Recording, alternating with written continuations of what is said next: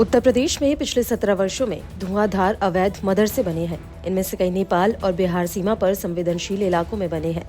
SIT ने प्रदेश में चिन्हित लगभग 13,000 अवैध मदरसों को बंद कराने की सिफारिश की है। एसआईटी की जांच में खुलासा हुआ है कि मदरसों की रकम हवाला नेटवर्क के जरिए आई और धड़ल्ले से मदरसों का निर्माण कर दिया गया। विदेशी फंडिंग के स्रोत आतंकी संगठनों से जुड़े होने की प्रबल संभावना को देखते हुए इस मामले पर प्रवर्तन निदेशालय की भी नजर है। वह भी इसकी जांच शुरू कर सकता है। प्रदेश सरकार के आदेश पर गठित इस 3 सदस्यीय कमेटी में निदेशक अल्पसंख्यक कल्याण को भी शामिल किया गया था। शासन को सौंपी गई रिपोर्ट में अल्पसंख्यक कल्याण विभाग के स्तर से कार्रवाई की जाएगी। एसआईटी की जांच में पता चला है कि लगभग 13,000 मदरसे बिना मान्यता के संचालित हैं। मान्यता न होने से वे किसी सरकारी विभाग की निगरानी में भी नहीं है और न ही वे कोई निर्धारित मानक पूरा करते हैं। इन मदरसों के पास न तो खेलकूद का मैदान है और न ही आय व्यय का कोई हिसाब है।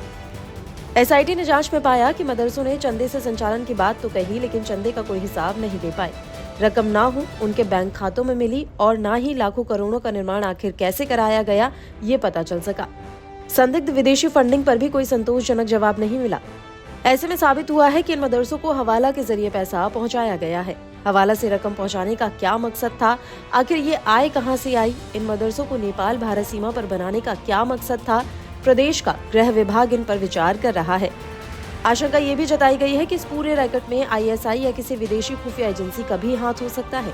गृह विभाग जल्द ही आयकर और ईडी के जरिए जांच करवाकर दोषियों के खिलाफ कड़ी कार्रवाई करने की तैयारी में है। सूत्रों के अनुसार जांच में श्रावस्ती में 400, बहराइच में 600, महाराजगंज में 550, सिद्धार्थनगर में 800, पूर्णा में 500 और देवरिया में लगभग 350 गैर मान्यता प्राप्त मदरसे मिले हैं। ये मदरसे संवेदनशील क्षेत्रों में हैं।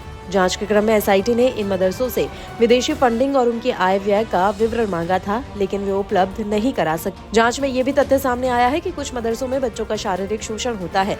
जांच में पता चला कि कुल 23,000 मदरसों में से 5,000 के पास अस्थायी मान्यता है। इससे पहले एटीएस की जांच में मदरसों को लगभग 100 करोड़ रुपए की फंडिंग होने की पुष्टि हुई थी। इसके बाद राज्य सरकार ने मदरसों की गहनता से जांच के लिए एसआईटी का गठन किया था। वहीं इस पूरे मसले पर आरएसएस के इंद्रेश कुमार ने क्या कुछ कहा, सुनाते हैं आपको।